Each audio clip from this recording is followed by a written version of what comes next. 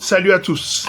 Le transfert de Rodri de Manchester City au FC Barcelone, malgré tout ce qui a été dit sur ce transfert, est pour moi encore sous-estimé.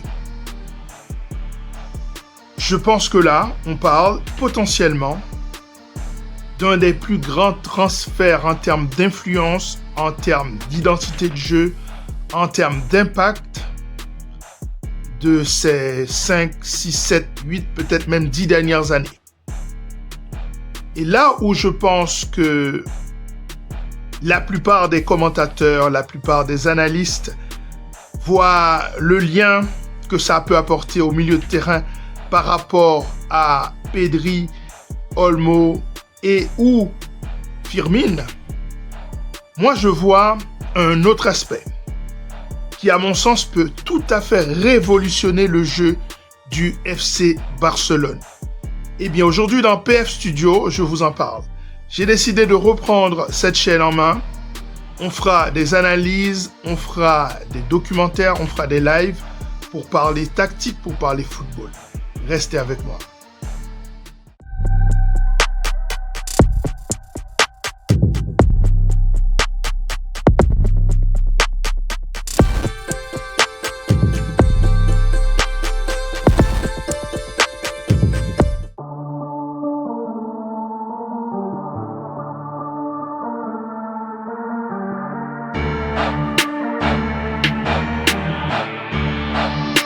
Rodri au Real de Madrid, le dossier qui a échoué.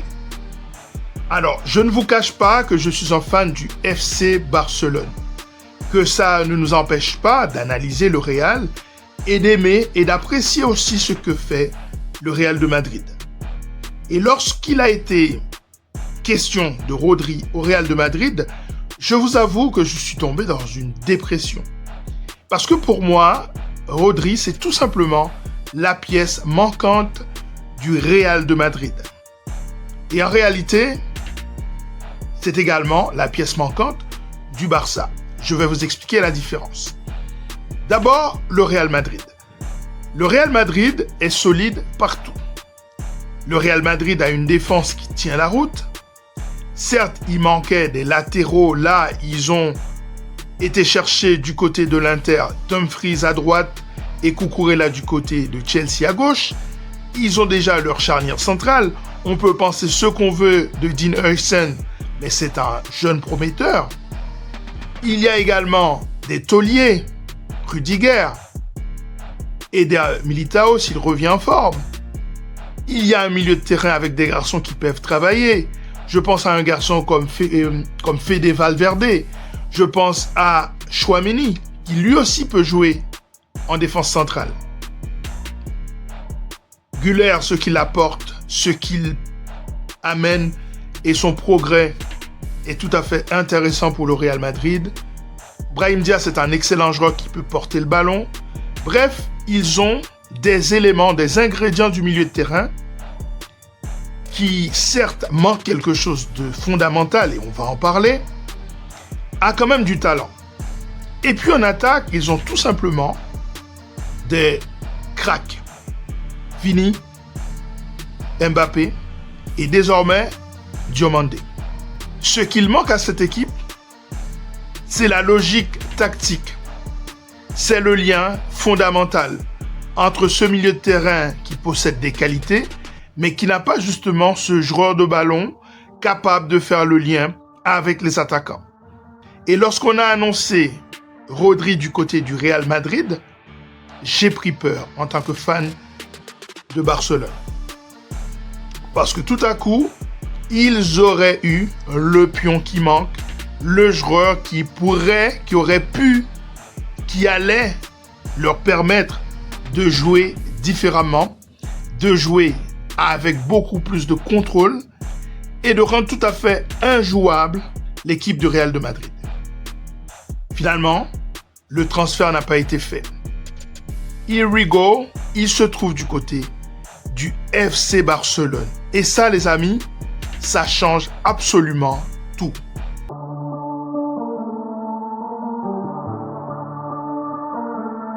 Bien sûr, lorsqu'on parle de Rodri du côté du FC Barcelone, on comprend que le fit est exceptionnel. Le fit est exceptionnel parce que c'est tout simplement les ingrédients du milieu de terrain de l'équipe d'Espagne de football. C'est tout simplement les ingrédients de l'équipe à la fois championne d'Europe et championne du monde et qui a fait de cette Coupe du Monde une formalité tactique, une maîtrise qui a pris ses sources au milieu de terrain. Ce milieu de terrain qui va permettre à la défense d'être la meilleure défense de la Coupe du Monde en encaissant un seul petit but. Et lorsqu'on parle de Rodri au Barça, on pense tout de suite à Rodri à côté de Pedri ou Gavi. Rodri en association avec un garçon comme Olmo qui a fait une excellente Coupe du Monde avec justement Rodri dans son dos. On pense au grand malheureux de cette Coupe du Monde qui est Firmin, qui lui aussi aurait été champion du monde s'il n'avait pas été blessé lors du dernier ou l'avant-dernier match de la Liga. C'est dommage. On pense tout simplement à ce lien privilégié possible entre Rodri et Rafinha d'un côté et Rodri et Yamal de l'autre côté. Certes, du côté du Barça, il manque encore un 9, mais c'est pas absolument obligatoire de jouer avec un 9 dans le football d'aujourd'hui. Là où on peut jouer sans un numéro 9 de grande qualité, on ne peut pas jouer sans un milieu de terrain contrôleur de tempo de grande qualité. Et c'est là que le Barça fait la différence par rapport aux autres équipes. Là où le Real a tout simplement beaucoup de joueurs en attaque, il manque l'élément déclencheur de passe, l'élément contrôleur de tempo, l'élément maîtriseur du milieu de terrain. Et c'est ça que Rodri apporte.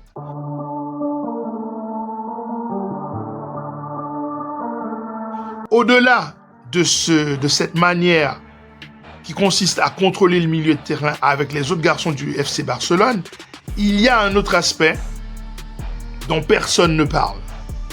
C'est le lien privilégié qu'on a vu dans l'équipe d'Espagne de football entre Cubarsí, l'un des meilleurs relanceurs de la planète en défense centrale, peut-être avec Upamecano, et Rodri. Toujours, il s'est appuyé sur Rodri pour libérer les espaces.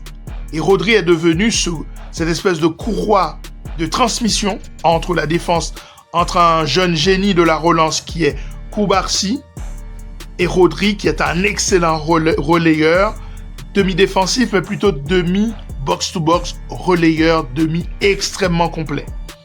Et cette association, personne n'en parle. Pourtant, c'est celle-là qui va soulager l'équipe de Barcelone, qui va permettre à Hansi Flick de jouer différemment, qui va permettre à Hansi Flick de trouver des failles, de trouver des passes qui cassent les premières lignes et qui va permettre à Yamal, sans doute, d'être un candidat sérieux pour le titre de Ballon d'Or parce qu'il va avoir des ouvertures qu'il n'avait pas forcément avant. Ça va permettre également à la défense de Barcelone de moins subir. Rodri va permettre de créer des situations pour fermer les lignes. Sa lecture du jeu est exceptionnelle. Et il va permettre à Cubarsí de trouver ce relais qu'il peut représenter au milieu de terrain. C'est ce que, justement, un garçon comme Pedri n'avait pas.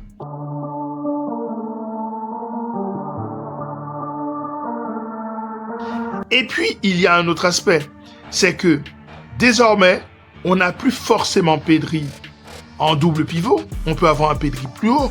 On peut avoir un Pedri qui s'occupe beaucoup plus de la création plutôt que de la récupération. Ça aussi, c'est un aspect qu'il ne faut pas négliger.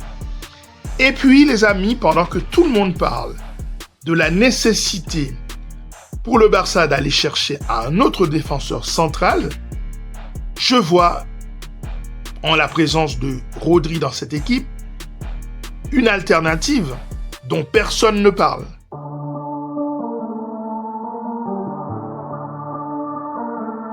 Souvenez-vous ce qui s'est passé lors de la Coupe du Monde au Qatar. Je ne parle pas de la Coupe du Monde aux États-Unis, au Mexique et au Canada, je parle de la Coupe du Monde d'avant. Quel était le rôle de Rodri? On s'attendait à ce que Rodri soit un milieu de terrain défensif, et voilà que Luis Enrique décide qu'il va être un défenseur central. Et oui, un défenseur central. Alors, est-ce qu'on a fait venir Rodri au Barça pour qu'il devienne un défenseur central? Non. Mais l'option en plus de considérer Rodri dans une logique où il a peut-être perdu un peu de vitesse, le faire reculer, ça peut être une solution temporaire, une solution tactique assez intéressante. Et qu'est-ce que ça apporterait au FC Barcelone? Eh bien, la paire défensive la plus extraordinaire au niveau de la relance. Là, historiquement, vous avez deux des trois meilleurs relanceurs en partant du bas. Et ça aussi, ça peut créer des décalages pour les garçons en attaque. Des garçons comme Rafinha, qui prend la profondeur. Des garçons comme Yamal, qui aime bien attirer 2-3 joueurs pour créer d'autres décalages. Bref, Rodri apporte énormément de solutions à l'équipe du FC Barcelone. Et là, peut-être que nous sommes face à une révolution du jeu.